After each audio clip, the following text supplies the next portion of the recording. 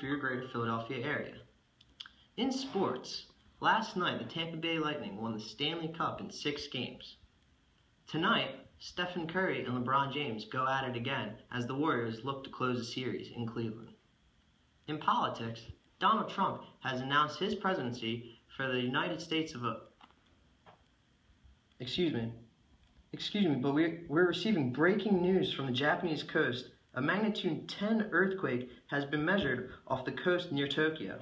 This is the largest earthquake measured to date, and we will be keeping you informed with up-to-the-minute updates on the efforts in Japan. Now we will go live to field reporter Joe Baglia, who is at Temple University campus. Joe, what is the reaction of all the students there at Temple? Well, Kevin, I've had the opportunity to talk to a few students and faculty of Temple University that have family in Tokyo and the surrounding area. And initial reports are that this quake was extremely large and frightening. However, the structural designs of the buildings in Tokyo and the public's knowledge of the earthquake has benefited the Japanese people. Thank you for those updates, Joe. We'll continue to keep... Oh, wait, more news from Tokyo coming in as we speak. It appears to be grim. Aftershocks from the initial quake have continued to shake the city, and the pressure on the Eurasian and Philippine faults is creating large amounts of stress on other plates, resulting in earthquakes all throughout the world.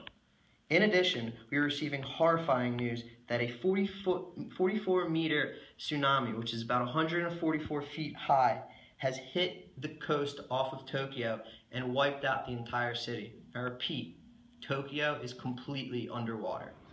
Kevin, I have no idea how to explain this, but a huge earthquake must have hit Virginia or the New Jersey shore coast, because I am getting thrown around over here. It is bad. Hold on, I need to get to cover.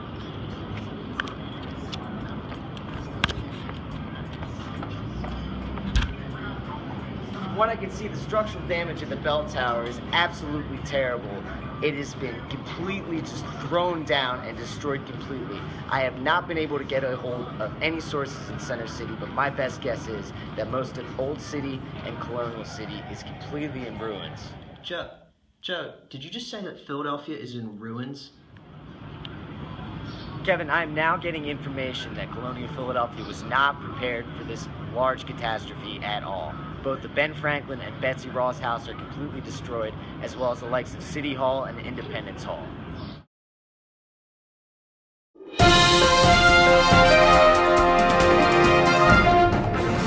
Welcome back to Day 5 of our Doomsday Armageddon broadcast. Today is a little bit of the same that we've had all week. Earthquakes have been hitting the entire world and have now actually caused volcanic eruptions to start in Indonesia, Hawaii, Iceland, and throughout the world elsewhere. Volcanoes here in Philadelphia do not pose that great of a threat to us. However, due to mass destruction everywhere else in the world, we are now broadcasting internationally for everybody. We are going to go back to field reporter Joe Baglia to see what's going on out there. Joe? Thank you, Kevin. You're absolutely right. We are quite safe from the volcanic fallout here in Philly. However, for our overseas viewers, this information is very important. Any people in the direct path of the volcano, even if not erupting, should move immediately. The Earth's crust is so unstable at any current moment that every volcano is volatile. If you're in the area where volcano eruptions are happening, be aware of the potential pyroclastic flows. Volcanic-sized rock the size of small SUVs are flying through the air. In addition, the ash produced by a volcano is by no means safe. The oxygen levels within the ash is extremely low and in most cases causes blackouts, leading to deaths. If you have made it through any of the volcanic eruptions that have happened yesterday or the past few days, the danger has not subsided.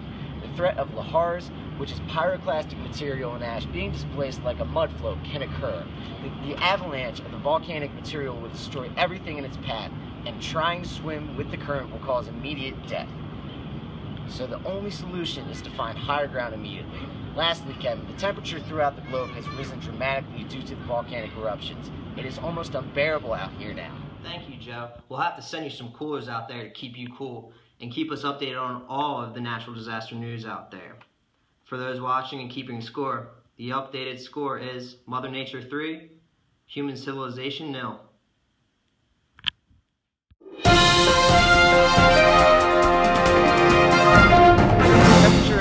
up dramatically here, Kevin, and it doesn't seem to be getting any better. The intense rise in temperature has caused most of the polar ice caps to melt, displacing the amount of fresh water to salt water in the ocean. This great displacement has cooled the Atlantic Ocean temperature dramatically and caused a 3 to 4 meter rise in ocean level. As Joe said, the rise in sea levels has caused the San Francisco Bay Area, most of the United Kingdom, Belgium, Netherlands, and the Pacific Islands, and including the northeastern United States, to be completely overrun by water. In addition to the flooding, Kevin, massive blizzards, which look extremely similar to tropical depressions, are forming over Europe, Canada, and Indonesia. In all probability, the next ice age is upon us. The rise in sea level is now affecting the mid-Atlantic region of the United States, and we are being forced to evacuate the area. This will be our last broadcast, and we advise anyone still out there watching to move to the south midwestern United States or to Mexico, because they are the safest places simply to be right now on the planet. Mother Nature, 5.